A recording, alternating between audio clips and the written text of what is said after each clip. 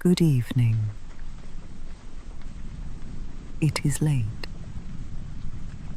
The kind of late where the world finally stops pretending to be busy.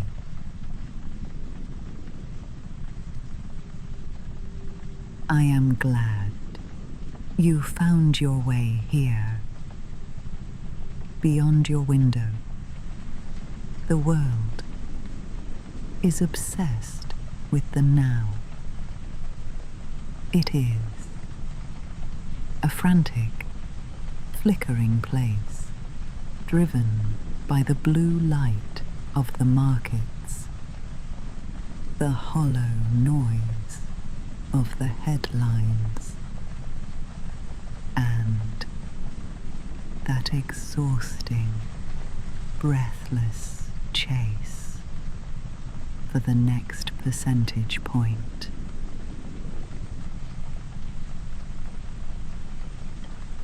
We are told that speed is everything. But speed is often just a mask for fear.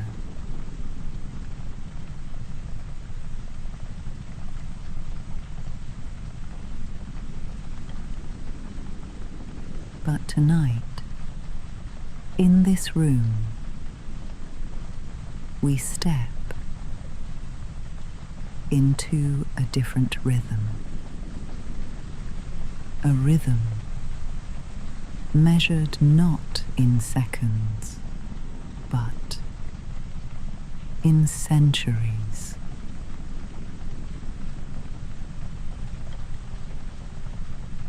Before we open the heavy covers of the ledger, let us make a silent agreement. We are not here to trade. We are not here to gamble on the ephemeral. We are here to see the invisible lines, the hidden geometry that holds our civilization together.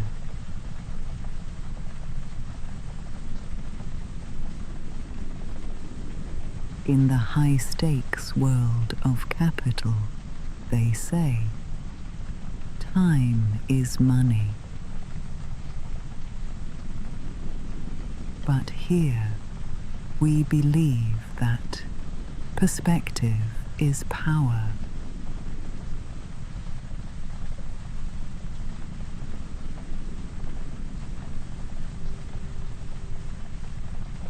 If you find value in this stillness, if you feel the weight of the truths we are about to uncover,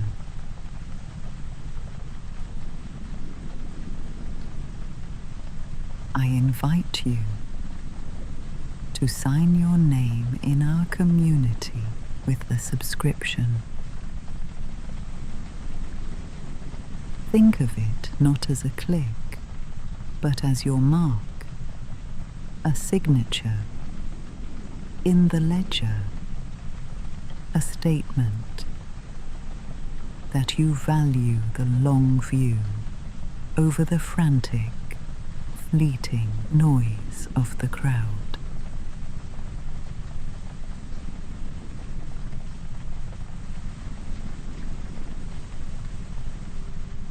Now, I want you to take a breath, a deep, slow breath. Let the flickering digital lights of the modern age fade from your eyes. Close the tabs. Mute the notifications.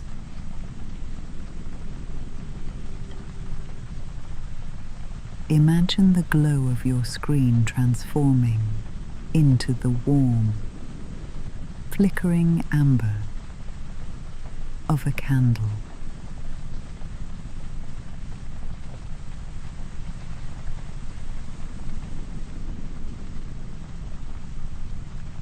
We are traveling back,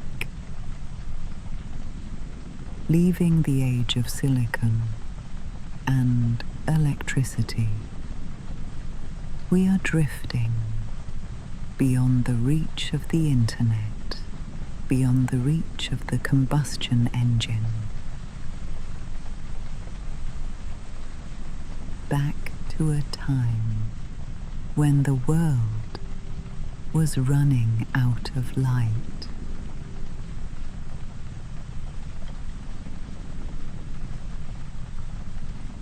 A time when humanity was looking at the dark horizon, terrified, unaware that the earth beneath their feet was about to give up its most dangerous and most beautiful secret.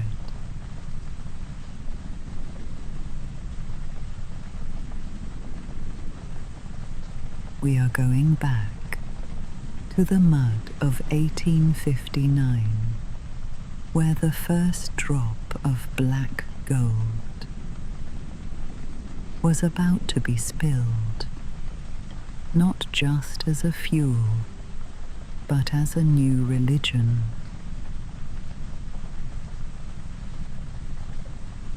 The ink is wet. The ledger is open. The story of the master of the bottleneck begins now.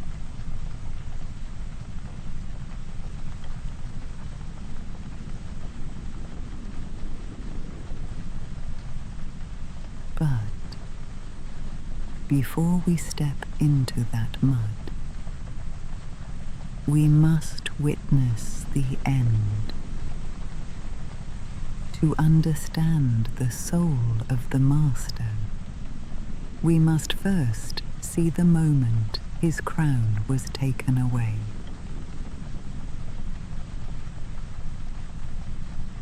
Washington, D.C., May 15th, 1911. The air inside the Supreme Court is different. It is the silence of a tomb.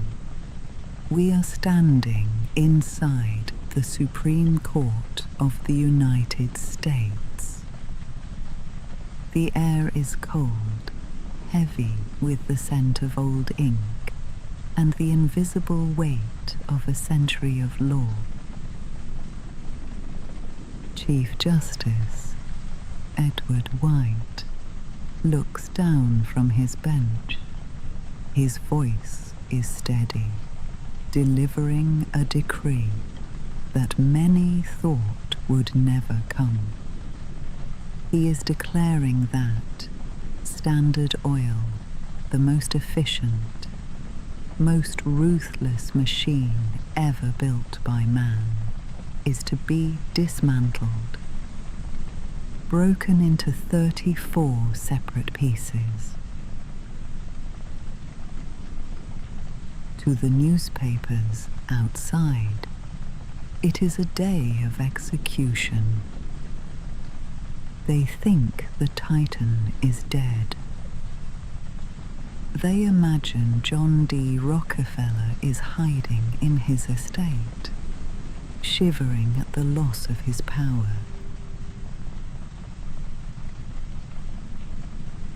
But they do not know the man.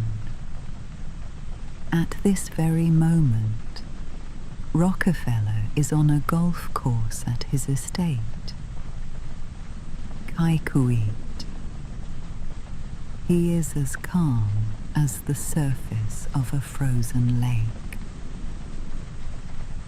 When the messenger arrives with the news that his empire has been shattered, He doesn't even look up from the ball.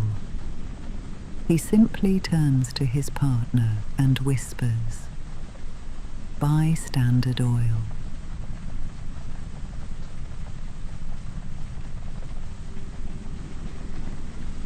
Why such calm? Because he knew a truth that the judges couldn't see.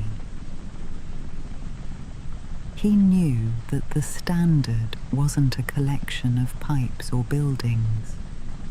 It was a logic that had already conquered the soul of the world. But to understand how a clerk with a black ledger could remain so still while the world's highest court tore his life's work apart, we must travel further back. We must leave this marble courtroom. We must travel beyond the skyscrapers, beyond the era of credit, back to a time when the world was literally running out of light.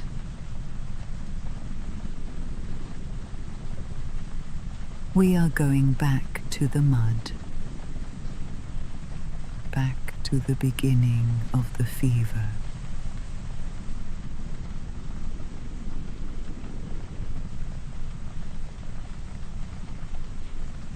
To understand the weight of the black liquid, we must first understand the terror of the dark. Imagine the mid-19th century. This was a world where light was not a right. It was a scarce, brutal commodity. For centuries, humanity looked to the oceans. We didn't hunt for food. We hunted for fire.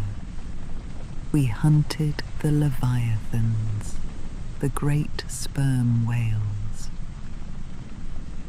Men spent 3, 4, even 5 years on salt-cracked wooden ships, chasing a heartbeat across the vast, lonely Pacific.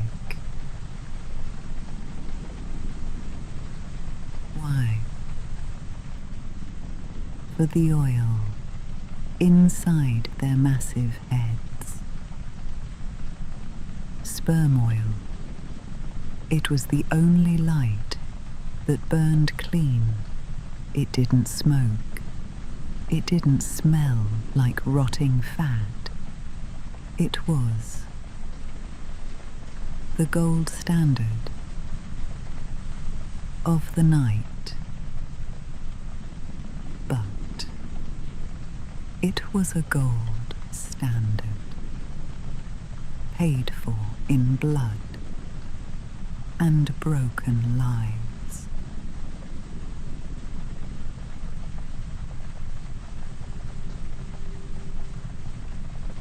By 1850, the math of the old world was failing. The oceans were running silent.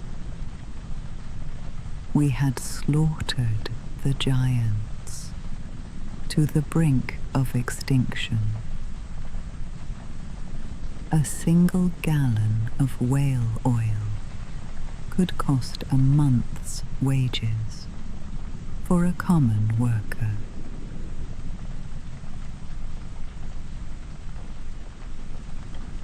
Think about that social divide. Light was for the kings, the bankers, and the masters of the ledger.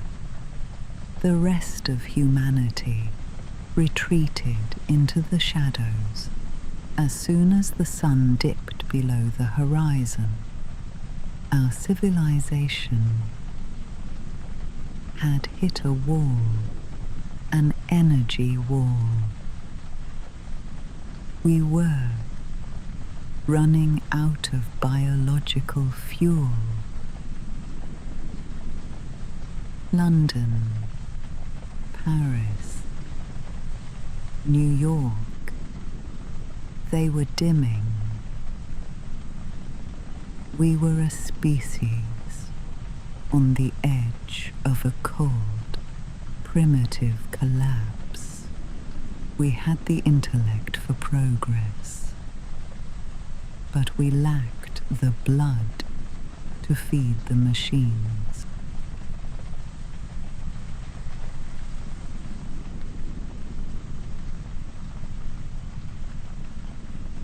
This was the twilight of the Leviathans.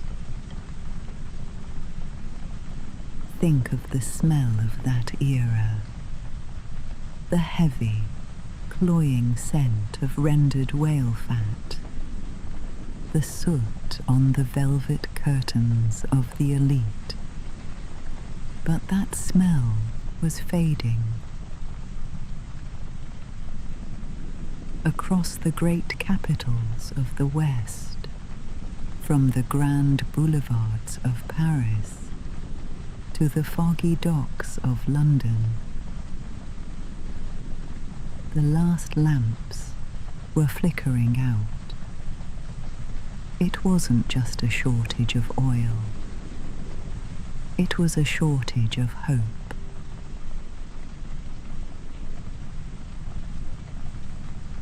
The wick was sputtering, reaching the end of its life, and as it died, the shadows grew longer, colder, and more predatory.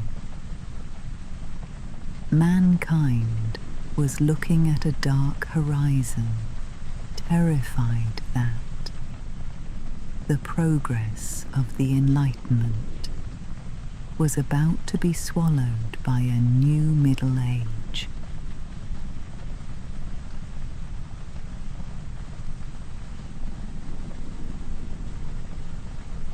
The world was waiting, suspended in a state of agonizing tension, waiting for a miracle to save them, or a disaster to finally end the suspense. For 1,000 years, we had looked outward to the wide, open, indifferent sea, thinking our salvation lay in the hunt. We thought power was something you chased across the waves. But the gods of the old world were silent. The whales were gone, taking the light with them.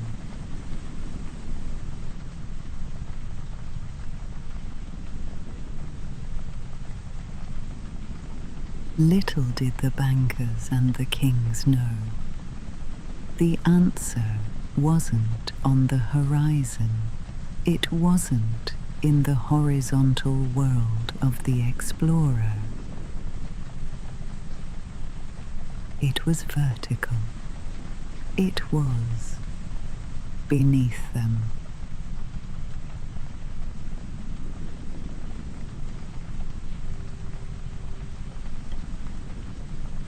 It was trapped, buried, beneath the mud of a forgotten creek in Pennsylvania. 100 million years of prehistoric energy, concentrated into a black, viscous silence. It was waiting. Waiting for a needle, a cold, iron needle, to to pierce the very skin of the earth. We were about to stop scratching the surface of our planet and start digging into its soul.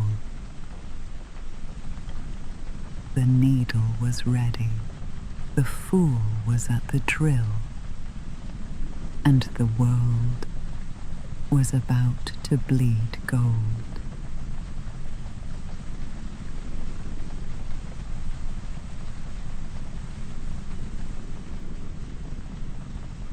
In August 1859,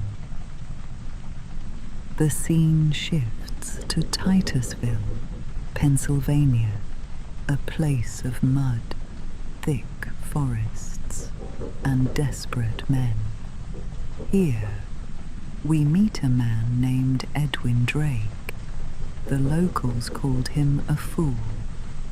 He was a failed conductor, with a borrowed title and a singular, obsessive idea: to drill for oil like one drills for salt. No sane person had ever tried this. People gathered at the edge of the clearing to laugh at Drake's folly.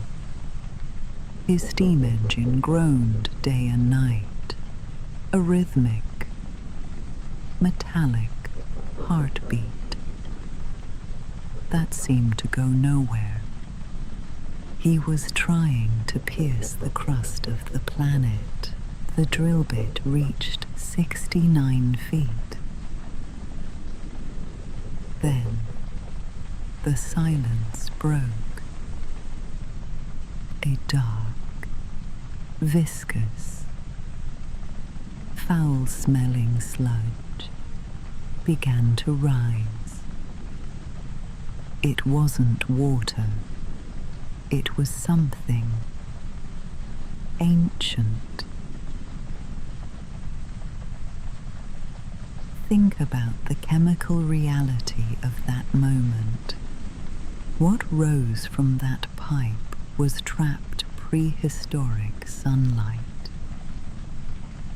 300 million years of ancient ferns, massive forests, and prehistoric life, compressed by the weight of disappearing mountains and the slow heat of the Earth's core.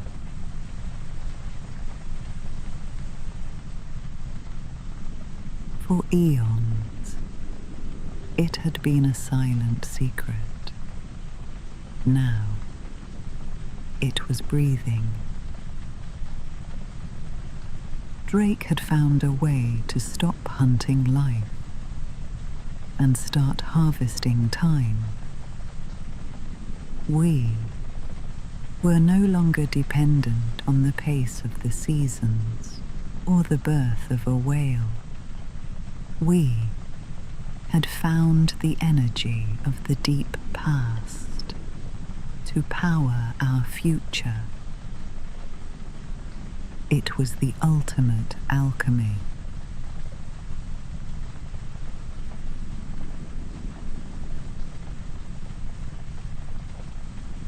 As those first primitive barrels were filled, the very air in Titusville began to change. It wasn't just the heavy, rotten stench of sulfur and ancient salt. It was the scent of a warning.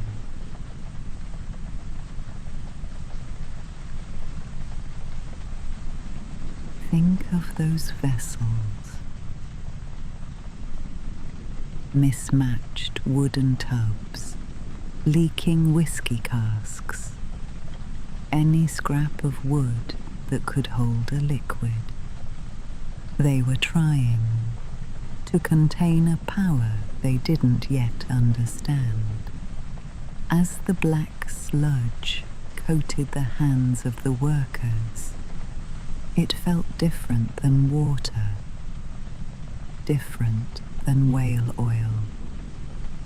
It was viscous, It was primal. It was an ink that refused to be washed away, a stain that promised to rewrite the very maps of the world.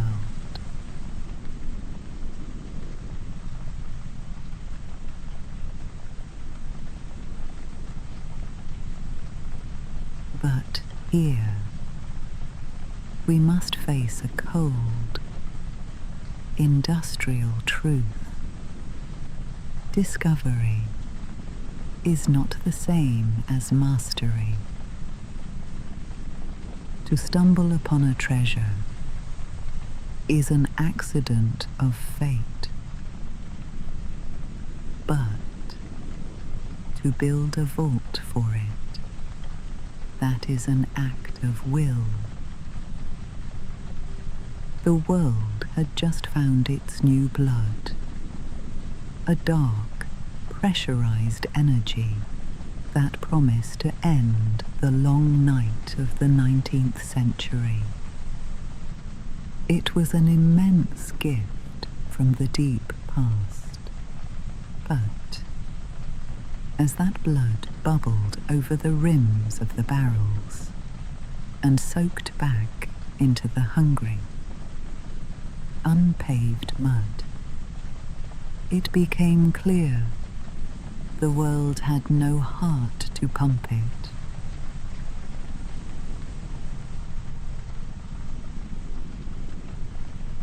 There were no pipelines yet, no standards of measure, no central nervous system to guide this sudden surge of wealth.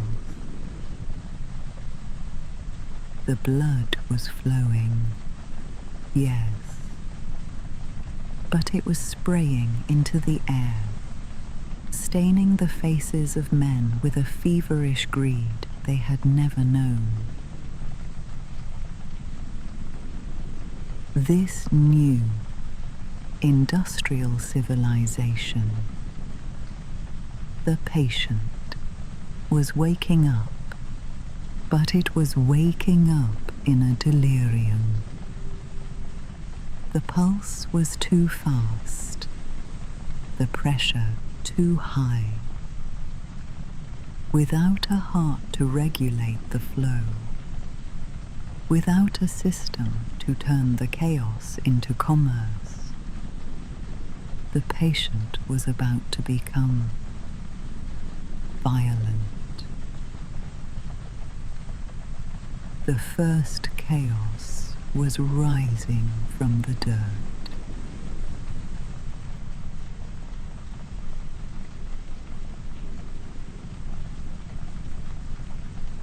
What followed was not progress.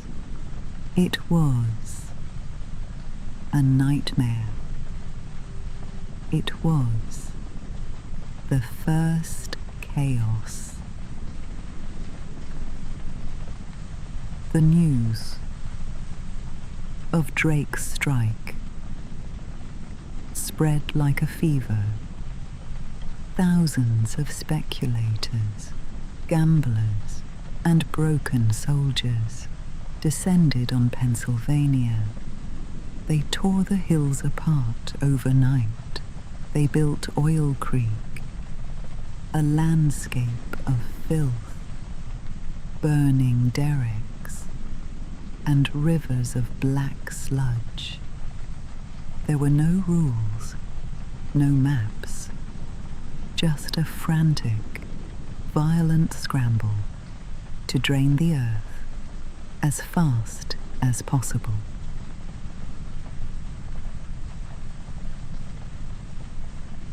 Men made fortunes at noon and lost them by midnight.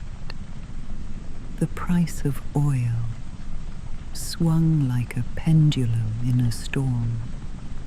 $20 a barrel on Monday, 10 cents on Friday.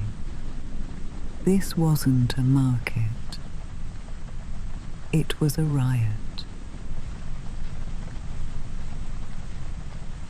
The pioneers were digging for a product, a quick profit, a handful of gold.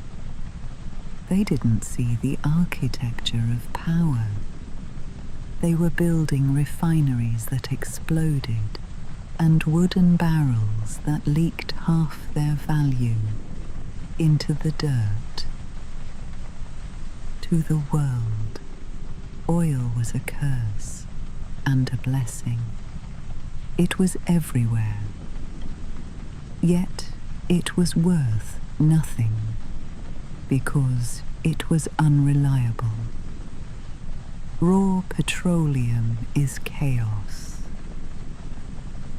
It is a flickering flame that can burn your house down as easily as it can light your lamp. Civilization had found the lightning bolt, but they had no way to cage it.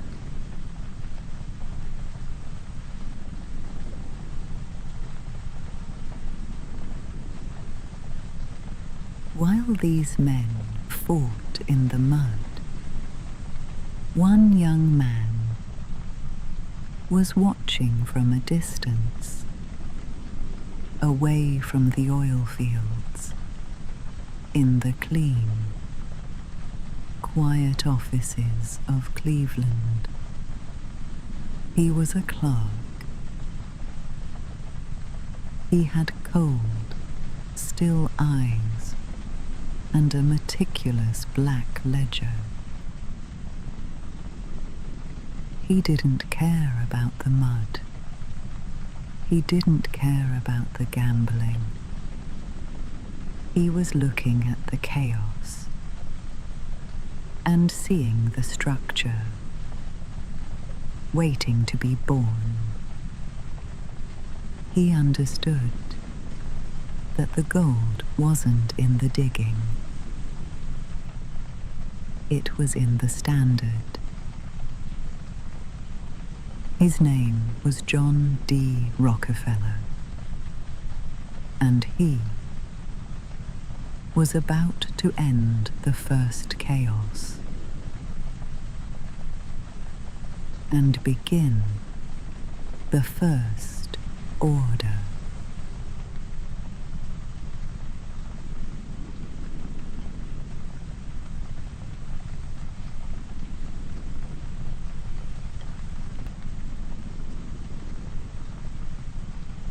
His name was John D. Rockefeller.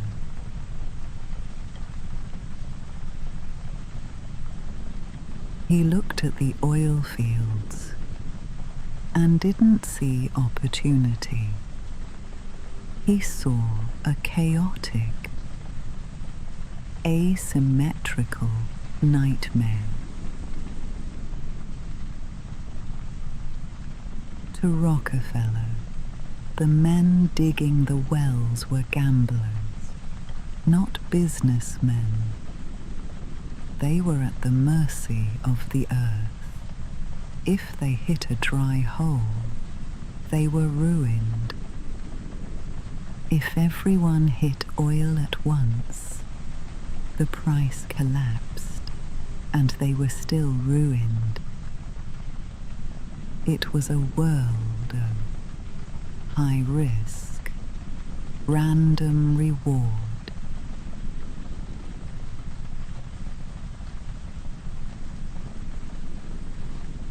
Rockefeller understood a truth that few in history have ever mastered.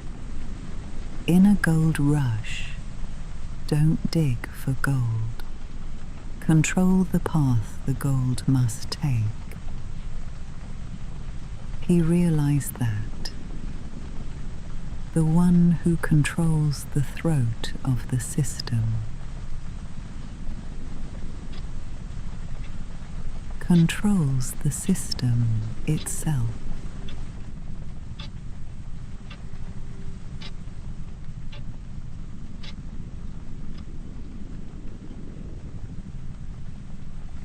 He turned his back on the oil wells. He didn't want the risk of the dirt. He wanted the precision of the flame. He chose the refinery.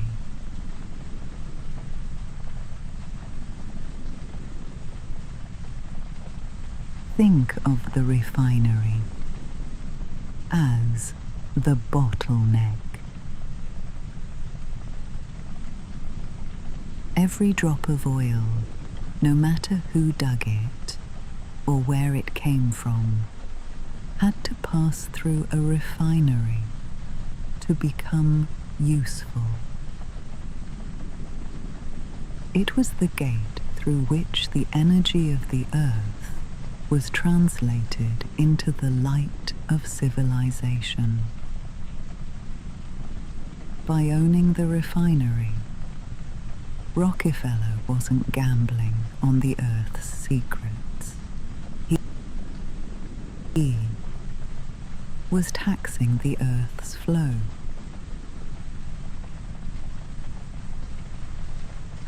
He was building a filter that allowed him to sit quietly at the narrowest point of the river and wait for the world to pay him for the privilege of passing through. This wasn't just business. It was the beginning of an industrial geometry.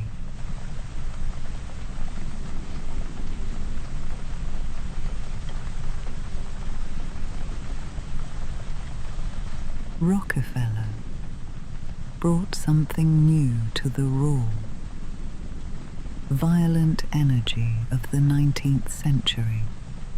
He brought the cold, ancient logic of the Medici bankers of Florence. He understood that wealth isn't a pile of stuff. It is a relationship of trust and debt. He lived by a singular, sacred equation. Debere uguale credere. Debt equals belief. Credit is power. In his mind, a company wasn't a collection of pipes and barrels. It was a balance sheet. He was the first to realize that if you could prove to the banks that your flow was standard, that your supply was constant, you didn't need to have the money. You owned the concept of money. He used the bank's belief in his order to crush the competitors' chaos. He was trading in the ultimate commodity. Certainty.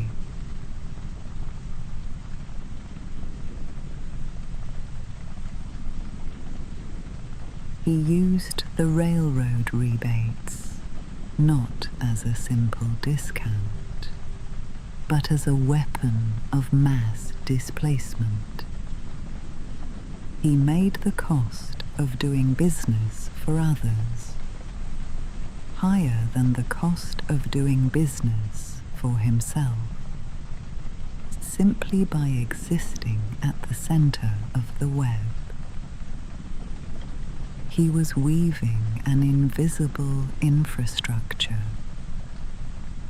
To the public, he was selling kerosene, but to the architects of capital, he was demonstrating a new form of power. the power of the grid.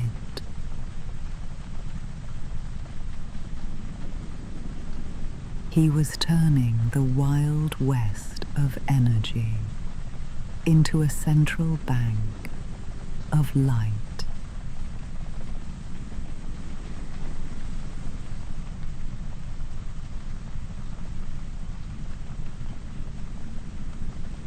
He built Standard Oil not as a factory, but as a cathedral of certainty. Think about that name, Standard. In the 1860s, that word carried a divine weight. At a time when kerosene was a wild, unpredictable weapon, when lamps were exploding in kitchens and nursery rooms, claiming the lives of families, because the oil was poor, inconsistent, and laced with gasoline. Rockefeller offered more than fuel. He offered a promise. He introduced the blue barrel. Imagine the deep, rich blue of those wooden casks, marked with the official seal of the Standard. It was the first brand of the industrial age. If the barrel was blue, it was safe. If it had the seal, it was Standard.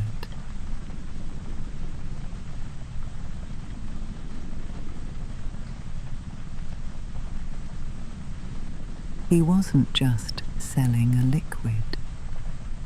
He was selling the very idea of a standard of living. He was selling the peace of mind that allowed a mother to leave a lamp burning near her child's cradle. Rockefeller realized that people don't just pay for a product, they pay for the removal of fear. He took a volatile, dangerous, prehistoric sludge and turned it into a global currency of trust. He made oil boring. He made it predictable. And in doing so, he made it immortal. He moved the world's energy from the chaos of the mud to the sanctuary of the ledger.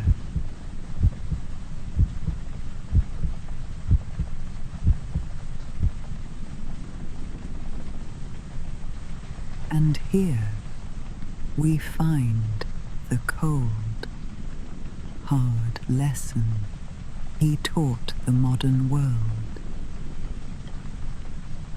In a state of total violent chaos, the person who brings order can charge any price they want. This was the birth of the modern corporate soul.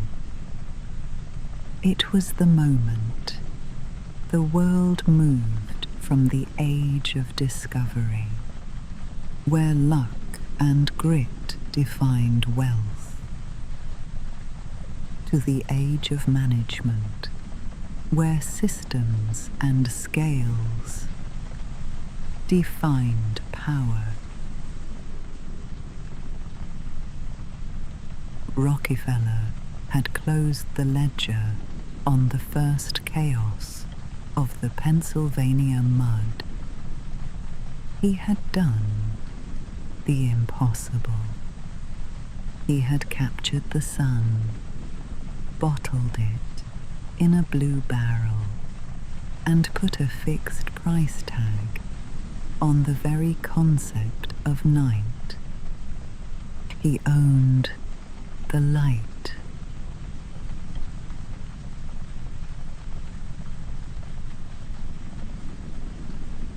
As we close this chapter tonight, I want you to look around your world. The indices we track, the credit ratings that dictate the flow of nations, the global benchmarks that define the value of your assets.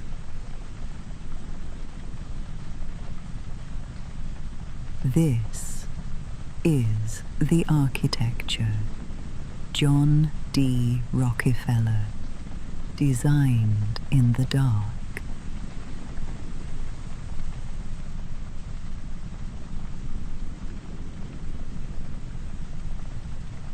The standard is still with us. It isn't just in the oil, it's in the fiber of our financial faith.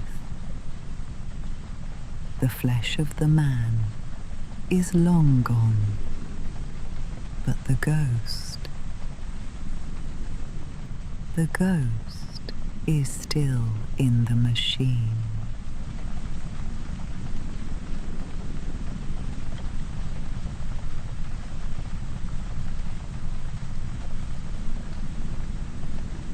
In the spring of 1911, the gavel of the Supreme Court finally fell.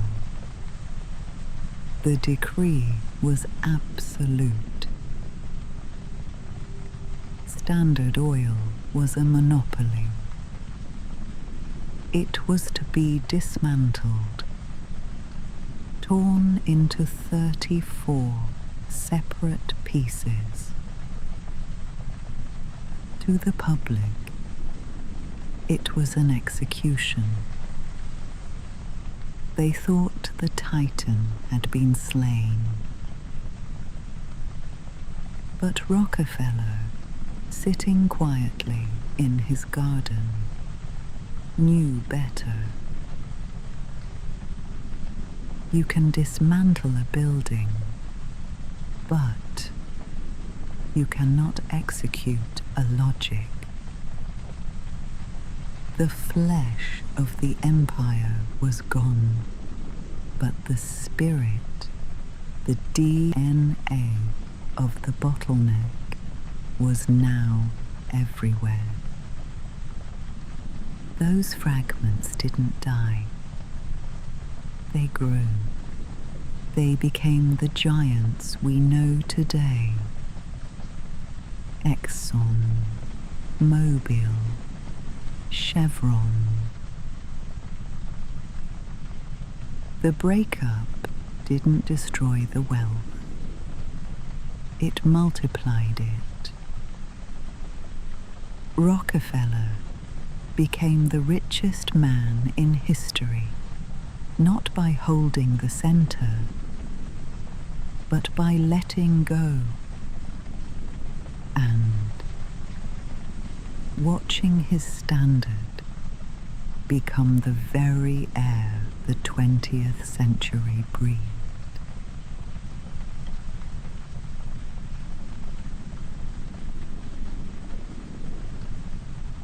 By the time the Great War arrived, oil had undergone a silent, alchemical shift. It was no longer just a physical substance, clogging the iron docks of Cleveland or the wooden barrels of Pennsylvania.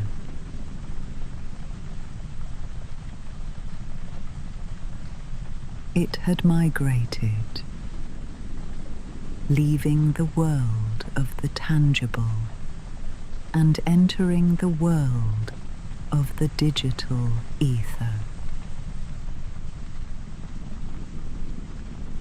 It became a ghost. It was the moment the energy of the earth was stripped of its weight and translated into the pure, cold language of the ledger. The barrels were no longer just wood and steel. They were becoming entries in a global balance sheet, benchmarks of a new kind of power. The invisible collateral upon which the debt of entire nations would soon be built.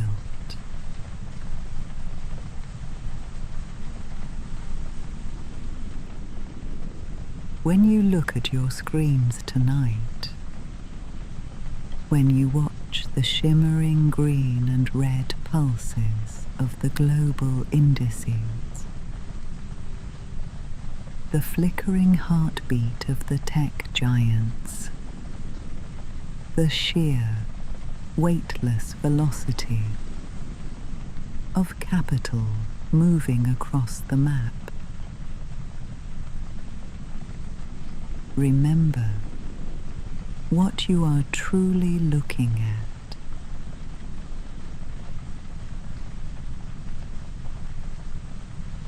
You are looking at the ghost of the standard.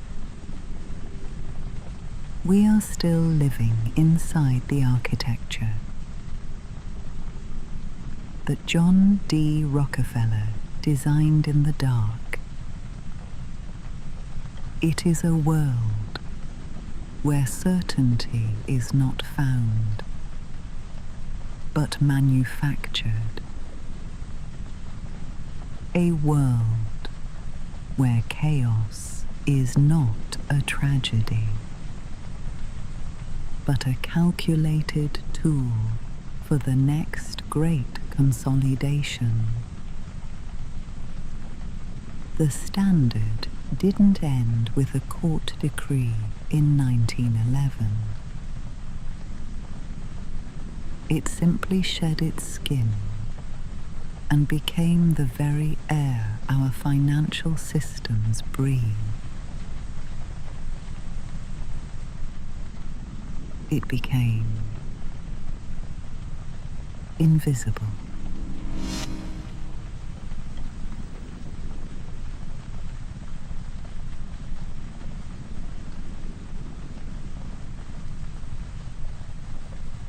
As the rain falls tonight, think about the lines we draw. In our next journey, we will follow this ghost across the Atlantic to a mist-shrouded castle in the Scottish Highlands. We will see how three men in the quiet of a hunting lodge at Achnacarry signed a secret pact to divide the world's horizon. They were the Seven Sisters, the heirs to the standard, and their story is the story of the ground you stand on. But for now, the ledger must be closed. The ink is drying. The ghosts are receding back into the shadows of the vault.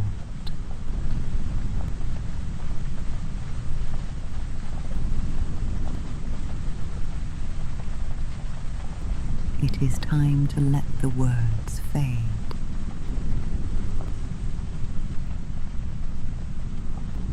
The story remains, but the voice must rest.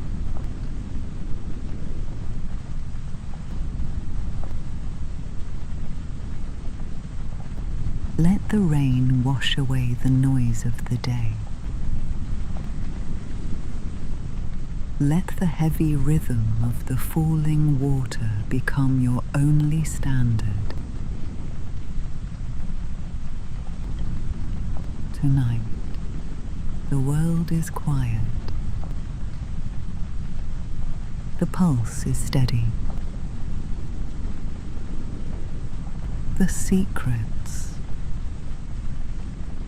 will remain. Good night, my friend. Sleep well.